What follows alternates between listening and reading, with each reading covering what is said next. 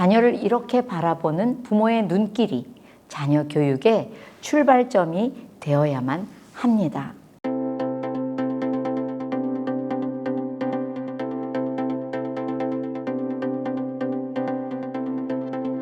네, 안녕하십니까?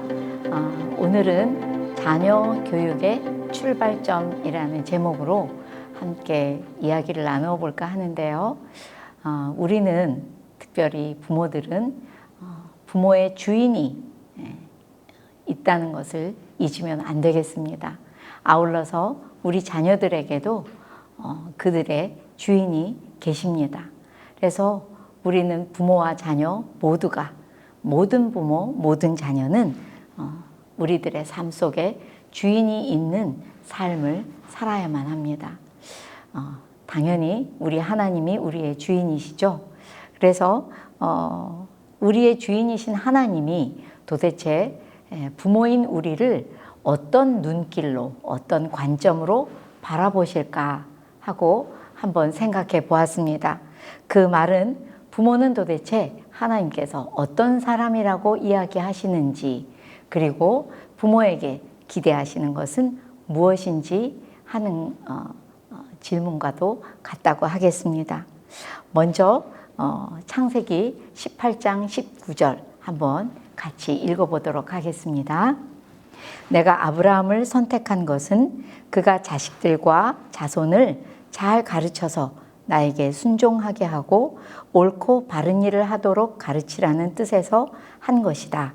그의 자손이 아브라함에게 배운 대로 하면 나는 아브라함에게 약속한 대로 다 이루어 주겠다.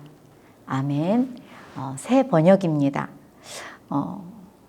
아브라함에게 내년에 사라에게 아이가 있을 거라고, 아들이 있을 것이라고 말씀하시고 나서 바로 주신 말씀입니다. 바로 아브라함에게 내 자손과 자녀들에게 하나님과 하나님의 말씀을 가르쳐서 그대로 살 수 있게 하라고 말씀하고 있습니다. 우리는 교회에 다 다니고 있지만 우리가 영적인 리더의 역할을 해야 하는 부모라는 것을 잊을 때가 참 많이 있습니다.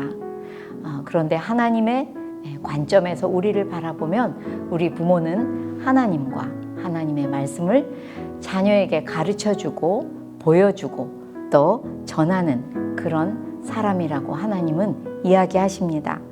그래서 다시 생각해 보면 우리 자녀들의 참 부모는 하나님이십니다. 우리 육신의 부모들은 어떻게 보면 우리 자녀들에게는 양부모요 위탁 부모와도 같다라고 저는 생각합니다. 이것은 매우 부모가 부모 자신을 바라보는 중요한 관점이라고 하겠습니다. 그리고 또 그러면 우리 주인이신 하나님은 우리 자녀들을 어떤 관점으로, 어떤 눈길로 바라보고 있으실까요? 다시 말해서 자녀는 하나님 앞에서 어떤 사람이고 하나님은 자녀에게 무엇을 기대하고 있으실까요? 이번에는 예레미야 1장 5절을 한번 다 같이 읽어보도록 하겠습니다. 내가 너를 모태에서 짓기도 전에 너를 선택하고 내가 태어나기도 전에 너를 거룩하게 구별해서 뭇 민족에게 보낼 예언자로 세웠다 라고 말씀하고 있습니다. 네, 이것도 새 번역입니다. 여기에서 하나님께서는 예레미야에게 하시는 말씀이지만 예레미야만을 위해서 하신 말씀은 아닙니다. 우리 모두에게 하시는 말씀이죠. 네가 모태에서 지어지기도 전에 나는 너를 선택했다. 그리고 내가 태어나기도 전에 거룩하게 구별했다고 말씀하고 있습니다. 그래서 내가 이 땅에 태어날 때는 이미 너는 이 땅에서 무엇을 위해서 태어났는지가 정해져 있다고 말씀하고 있습니다. 자녀는, 다시 말해서 자녀는 사명자라고 말씀하고 있습니다.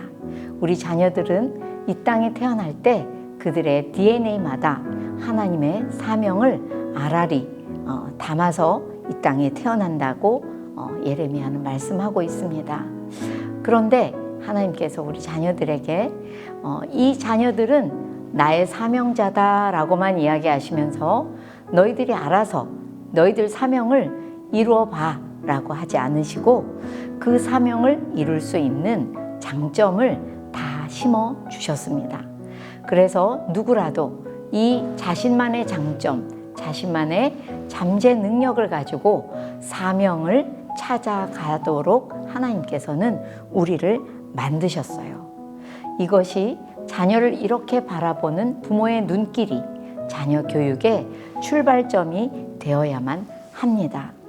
그러므로 부모가 이 자녀의 장점을 찾아 주어야만 하는데요. 물론 학교에 가면 선생님이 와, 너는 이걸 참 잘하는구나, 자녀의 장점을 봐줄 수도 있고요.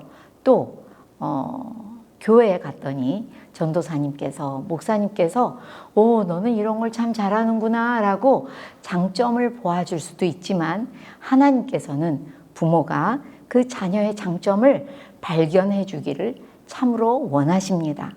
그리고 발견했다면 속으로만 부모가 어이고 우리 아들 이건 어쩐 일로 이렇게 잘한대? 라고 생각하지 마시고 부모가 발견해서 부모가 자녀에게 너의 장점은 이런 것이 있다고 전달해 주기를 간절히 바라세요. 그렇기 때문에 자녀를 바라보는 우리 눈은 굉장히 중요합니다. 하나님의 관점으로 바라보지 않으면 보이지 않을 확률이 매우 높아요.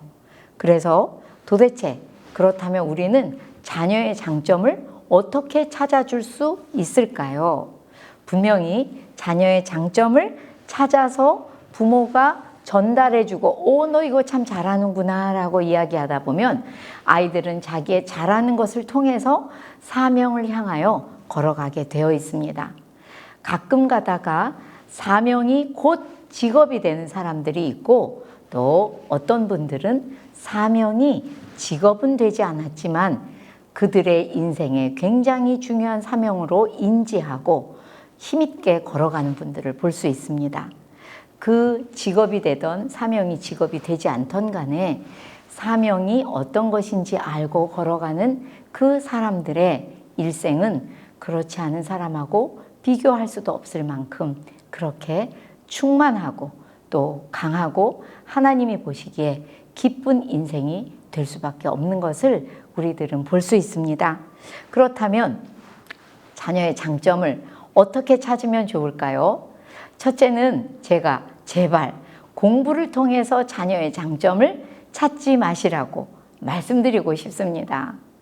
여러분, 자녀들의 공부는 성적은 어떻게 나오나요? 아이들이 여러 가지 과목에 공부를 해서 그 모든 것을 총점을 내고 평균을 내어서 그 아이의 성적이다 하고 나오게 되어 있어요. 이것에 대해서 저는 어렸을 때 굉장히 실망을 많이 했는데요. 제가 나이가 아주 많기 때문에 제가 대학을 갈 때는 체력장이라는 게 있었어요. 그 체력장은 정말 요즘 사람들은 그게 뭐예요? 라고 할 만한 게 많았는데요. 뭐 수류탄 멀리 던지기 이런 것도 있었어요. 그 세대에 꼭 필요한 거라고 생각했었나 봐요. 근데 제가 체력장을 얼마나 잘 못했는지 그나마 나왔던 학업 성적에 그 체력장 점수를 더해서 평균을 내고 나면 정말 절망이 안 될 수가 없는 그런 성적이 되곤 했었습니다. 제가 얼마 전에 평균의 종말이라는 책을 읽었는데요. 거기서 하버드 교육대학원의 교수로 있는 토드 로즈 교수는 이렇게 이야기합니다. 이 세상에 한 사람을 설명하기에 가장 합당치 못한 것이 있으니 그 사람의 학업 성적과 평균이다. 왜냐하면 평균이라는 것은 제일 잘하는 것과 제일 못하는 것을 마구 섞어서 그것에 가운데쯤 되는 점수를 내는 거잖아요. 그러니까 그 토드 로즈 교수는 뭐라고 얘기하냐면 그 사람이 정말 하나님께로 받은 은사가 뭔지, 뭘 위해서 태어났는지, 뭘 가장 잘할 수 있는지를 설명하기에는 최악의 것이 있으니 그것이 평균 점수다라고 이야기하고 있어요. 정말 저는 그 책을 읽으면서 너무 이거지, 바로 이거야. 내가 그동안 강의했던 것이 틀리지 않았구나라고 기뻐했던 것이 생각납니다. 여러분, 공부를 통해서 우리 아이가 뭘 잘하는지 찾아내려고 하지 마세요. 왜? 그것을 설명하기에는 평균은 매우 그렇지 않은 표준이요, 준거가 될 수밖에 없습니다. 그리고 또 다른 사람과 비교하지도 마셔야 돼요. 그 아이의 장점만을 찾아내셔야 되는데, 그 장점이란 건 이런 거죠. 내가 잘하는 것, 또 내가 좋아하는 것, 내가 잘하고 싶어 하는 것. 지금은 잘 못해요. 근데 자꾸만 시간을 들여서 뭔가를 하고 있다면 그 아이의 장점이 될 수밖에 없다는 거죠. 시간을 그렇게 투자하고 열심히 그 일을 계속한다면 머지않아 그것은 그 아이에게 장점이 될 수밖에 없다는 것입니다. 그래서 다시 한번 그 아이의 장점은 어떻게 찾느냐? 잘하는 것, 좋아하는 것, 잘하고 싶어 하는 것이 뭔지를 관찰해야 됩니다. 그래서 다른 아이가 잘하는 것과 우리 아이 잘하는 것을 비교한다든지, 다른 아이가 잘하는 것과 우리 아이가 잘 못하는 것을 비교한다든지 하는 것은 정말 아이의 하나님께서 주신 장점을 찾기에 가장 적합하지 않은 방법이고요. 도리어 그 아이가 가지고 있는 장점이 몇 가지가 있을 거예요. 그 몇 가지를 아이에게 끊임없이 얘기해 주어서, 와, 넌 이걸 참 좋아하는구나, 이걸 잘하는구나 하고 이야기해 주다 보면 그 아이는 그 아이만의 장점의 조합으로 타인과는 비교할 수 없는 강점을 만들어낸다는 거죠. 장점은 그 아이의 좋은 점이지만 강점은 다른 사람과 비교할 때 뛰어난 점이거든요. 그러니까 많은 부모님들은 자꾸 비교를 하게 되지만, 정말 강점은 자기만의 장점이 모여서 되는 것이 강점이라는 것을 잊지 마시기 바랍니다. 다른 사람하고 비교해서 어떤 것이 강점이구나라고 설명을 하는 것이 얼마나 잘못된 것인지를 꼭 말씀드리고 싶었습니다. 그렇다면 어떻게 찾을까요? 무엇보다도 엄마 아빠가 그 아이 옆에 잘 머물러 주셔야 됩니다. 아이가 기뻐할 때도 머물러 있고요, 아이가 슬퍼할 때도 머물러 있는 거예요. 그냥 그 옆에 스테이 해주시는 거죠. 그 아이의 문제를 해결해 주시면서, 야, 넌 이것도 못하냐? 야, 이거 내가 이렇게 하면 안 된다고 했었잖아. 이렇게 아이의 문제로 뛰어들어가지 마시고 그 아이 옆에 같이 있어주는 것, 그것이 일단 먼저 필요하고요.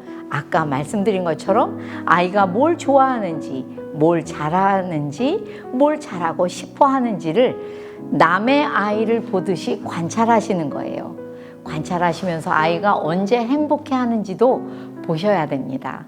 우리 아이는 정말 먹을 때 제일 행복해 하거든요. 그 모습이 너무 싫어요 하는 부모님들도 많으세요. 그러나 저는 제 사위를 고를 때도 밥을 잘 먹어야 됐었어요. 밥을 잘 먹는 게 얼마나 그 사람의 장점인지 모릅니다.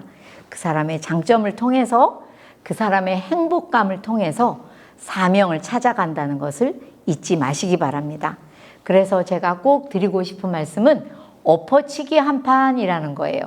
뭐냐면 자녀가 가지고 있는 단점이 있으나 그것의 뒷면을 보면 장점이 있다는 것이고요.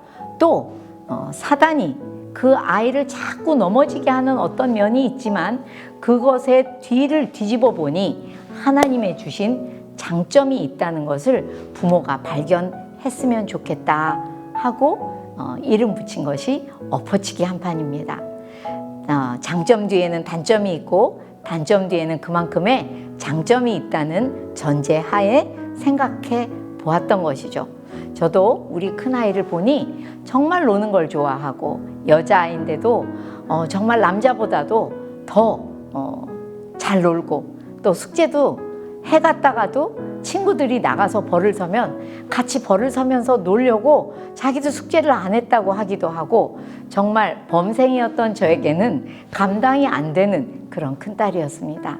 그런데 어느 날 우리 큰딸에게 어떤 장점이 있을까 생각해 보니 정말 누구와도 비교할 수 없는 배짱과 뒷심이 있었어요.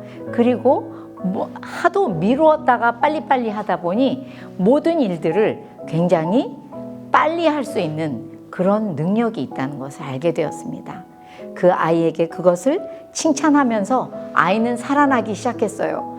아이가 나중에 커서 그렇게 이야기하더라고요. 아, 내가 이상한 사람 아니었구나. 내가 괜찮은 사람이었구나. 엄마가 나를 보는 눈이 바뀌니 아, 내가 괜찮은 사람이구나 라고 알게 되었다라고 이야기하면서 저희 딸과 저의 관계는 점점 개선이 되게 되었습니다. 여러분, 집 지을 땅을 구하다가도 흠이 하나도 없는 땅은 참 고르기가 어렵다고 합니다.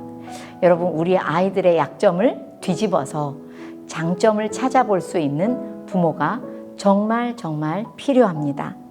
우리 자녀들의 사명이 무엇인지 아직 모른다고 할지라도 그 아이들의 장점을 찾아서 칭찬해 주다 보면 그 아이들은 반드시 사명을 향하여 걸어갈 수 있다는 것.